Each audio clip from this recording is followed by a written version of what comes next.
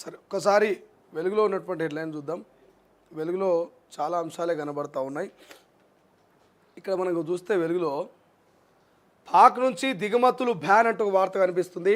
అన్ని రకాల direct indirect ఇంపోర్టర్లను నిషేధించిన కేంద్రం మెయిల్ పార్సల్ సర్వీసులు నిలిపివేత. మన పోర్టల్లో పాక్ షిప్లకు ఎంట్రీ కూడా బంద్. రాజస్థాన్ హద్దులు దాటిన పాక్ జవాన్ అదుపులోకి తీసుకున్న మన బీఎస్ఎఫ్. టెర్రరిస్టులకు మద్దతు ఇస్తే చర్యలు తప్పవు. మరోసారి హెచ్చరికలు జారీ చేసిన ప్రధాని మోదీ. టెర్రరిజం మానవాళికి అతిపెద్ద ముప్పు, భూమి చివరి వరకు వెంటాడుతామంటూ వెల్లడి. హైదరాబాద్లో హై అలర్ట్. ఇటు మిస్ వరల్డ్ పోటీలు, అటు ఇండియా పాక్ మధ్య టెన్షన్. కట్టుదిట్టమైన బందోబస్తు ఏర్పాటు. గచ్చిబౌలి హైటెక్ సిటీలో high security. Command control centre నుంచి నిరంతరం పర్యవేక్షణ. అనుమానితులను గుర్తించేందుకు face fact technology. Miss world పోటీదారుల భద్రతకు మహిళా పోలీసులు. సోషల్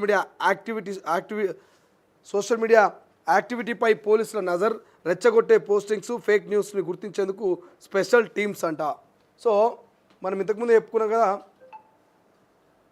భారత్ పాక్ మధ్య యుద్ధం ఎప్పుడైనా జరగవచ్చని మనం ఇంతకుముందు చెప్పుకున్నాం. ఏం చెప్పుకున్నాం? భారత్ పాక్ మధ్య యుద్ధం ఎప్పుడైనా జరగవచ్చు. ఆ యుద్ధానికి సిద్ధంగా మన ఆర్మీ మొత్తం ఉంది. మన ఆర్మీ మొత్తం సిద్ధంగా ఉంది. ఇక్కడ చూడండి, ఇండియన్ నేవీ శనివారం తన త్రిశూల శక్తిని ప్రదర్శించి ఇక షిప్పు, సబ్మెరైన్, హెలికాప్టర్ సముద్రంలో గస్తీ కాస్తున్న ఫోటో నేవీ ఎక్స్లో షేర్ చేసింది. ఎప్పుడైనా, ఎక్కడైనా, ఎలా అయినా అనే హ్యాష్ ట్యాగ్ జోడించింది. రెడీగా ఉన్నట్టు తెలుస్తోంది. ఇక పాకిస్తాన్ ఉగ్రవాదులకు, పాకిస్తాన్ ఆర్మీకి చుక్కలు కనబడబోతున్నాయి. ఇక్కడ హెలికాప్టర్ కనిపిస్తుంది, ఇక్కడ మీకు షిప్ కనిపిస్తోంది. ఎక్కడికక్కడ ఇక ఎప్పుడైనా, ఎక్కడైనా, ఎలా అయినా అనేటువంటి హ్యాష్ ట్యాగ్ని ట్రెండ్ చేస్తున్నటువంటి భారత్ ఏ క్షణం యుద్ధం వచ్చినా మేము సిద్ధంగా ఉన్నాం. ఎటువైపు వచ్చినా మేము సిద్ధంగా ఉన్నాం. ఆకాశం నుంచి, ఇటు సముద్రం నుంచి, నేల నుంచి. ఇక త్రిశూల యుగాన్ని,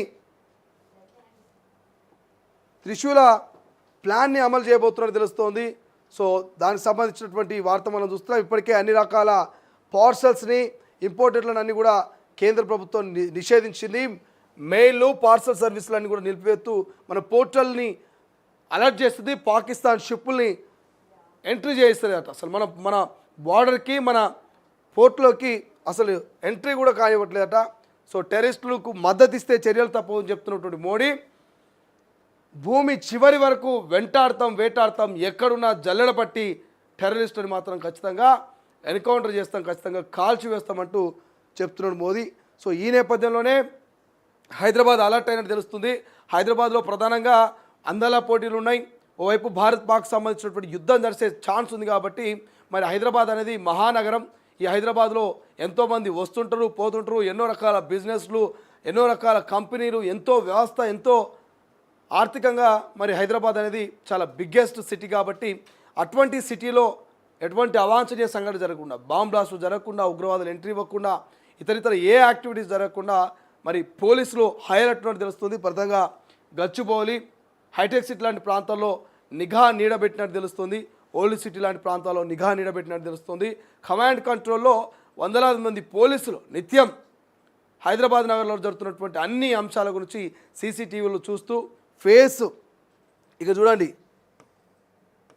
ఎవరైనా రెచ్చగొట్టే పోస్టులు పెట్టినా, ఫేక్ న్యూస్ వైరల్ చేసినా గుర్తించే విధంగా, అదేవిధంగా ఫేస్ ఫ్యాక్ట్ టెక్నాలజీ తోటి పోలీసులు సీసీ కెమెరాలు చూస్తూ మరి ఎప్పటికప్పుడు నిందితులను, టెర్రరిస్టులను, మరి ఎవరైతే ఉగ్రవాదులు కనుక వచ్చే అవకాశం ఉంటే వాళ్ళని ఐడెంటిఫై చేసే పనిలో పడ్డట్టు తెలుస్తోంది.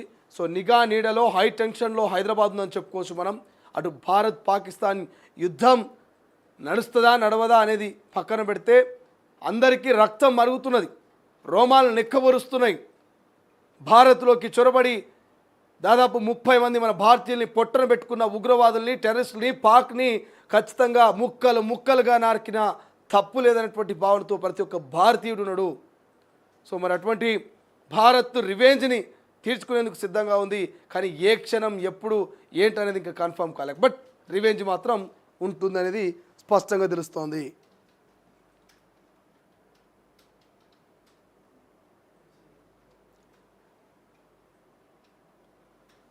ప్రతి రైతుకు ఐడి